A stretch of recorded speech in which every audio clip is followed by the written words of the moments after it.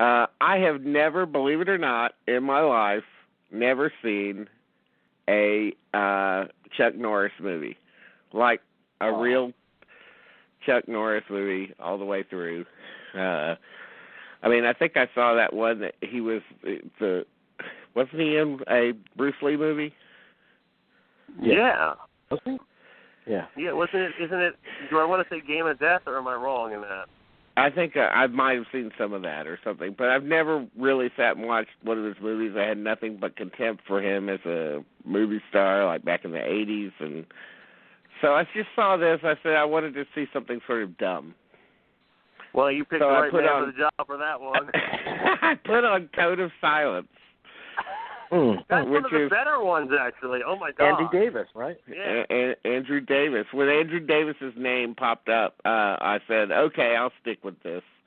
Because, I mean, I haven't seen anything Andrew Davis has done in quite a while, but I always, of course, give him credit for The Fugitive. Mm-hmm. And for Under Siege, which is the only movie that made me that I could watch with Steven Seagal in it. You and me both, man. Oh my God, yeah. That's really Tommy Lee Jones, though. I think really that's his credit to him more than anyone else in that movie. Yes, I mean, and the supporting cast is good, but still, he makes Seagal bearable in it. And yes, and I don't think that he has had as much success with Chuck Norris, who still comes across to me as a big zero in terms of in terms of any kind of charisma. And also, I was thinking while I was watching it, I was like, are there any other movie stars that have had beards throughout their entire career? Like you always have a beard. But let me just, are you just saying that the orangutan in Every Which Way But Loose is a better actor? Just you can come out and say it. I mean, really. This is the second time in 2 weeks we've mentioned the orangutan. Because that orangutan is so good. I mean, that orangutan, is he still alive? Is that orangutan still alive? That's a good question. I don't know. Because he could run for president given the credentials right now. I mean, he's just as good as the one running for the Republican, but, I mean... Well, anyway, back to Code of Silence. I think the orangutan is bludgeoned to death by a monkey wrench. The Code of Silence is 1985. Yes. I do remember it, but to answer your question, no, I don't think anyone has went their whole careers with a beard. Why am I thinking of Ron Silver? Did Ron Silver ever go clean-shaven? I guess he did, yeah. He did. He started off that way. Yeah, he started off... I mean, he's definitely clean-shaven in something like, Enemies: A Love Story or something like that. So. But early on, I thought Chuck didn't have a beard. I thought this was more... I mean, there were a lot of early roles there. That's true. So in the 70s, he didn't have a beard. I've seen, the Missing Action movies. There's one that I always liked as a kid, and it might have been Lone Wolf McQuade, but I'm not sure. The one where he's battling this indestructible... I want to say that Carradine played him. David Carradine. Is that Lone Wolf McQuade or Breaker?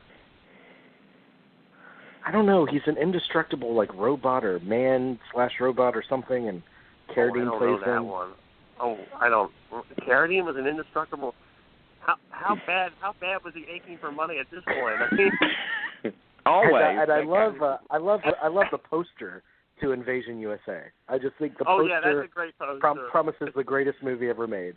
It does. Code of Silence was surprisingly it was dumb, but it had some good moments in it, action-wise. I mean, the one thing that I'd never seen in a movie, I guess they did it in, again in one of the Spider-Man movies they did this, but they didn't really do it. Like here, they're really on top of one of the Chicago elevated trains as it's going through the city, and even though the fight that takes place up there is kind of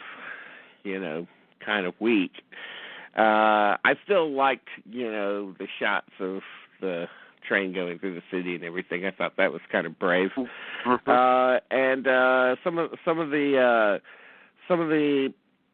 car chases in it, looked like they were being done in incredibly high rates of speed, which is also something you don't see in movies nowadays because they've put the kibosh on cars going too fast in the middle of cities, and so now they have to make a 30-mile-an-hour car chase look like it's 80 miles an hour. When back then, they were really going 80 miles an hour.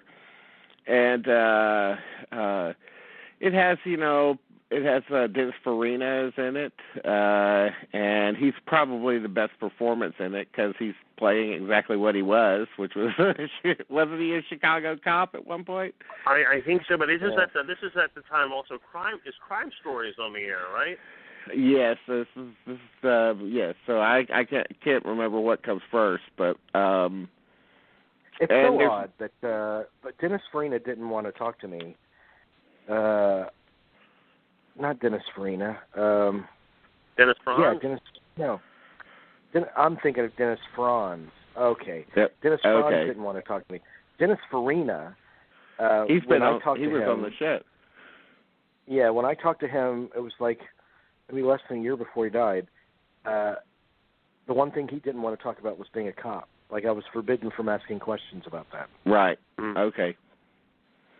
Yeah. Well, anyway, I mean, like this it's kind of an interesting movie to look at in the realm of what we're experiencing now with police, because the code of silence of the title is actually, what the movie's about, which is the code of silence in between cops. You're not supposed to rat on another cop. And if you do, you get the shit into the stick, and we're not going to come and help you if you're in trouble and all that kind of stuff, which is exactly the reason we're getting all the shit that we're going through now. I mean, it was a dumb movie and everything, but it did do some things that I was expecting it to do, and it didn't do. And so I had to give it credit for that, and I enjoyed the sort of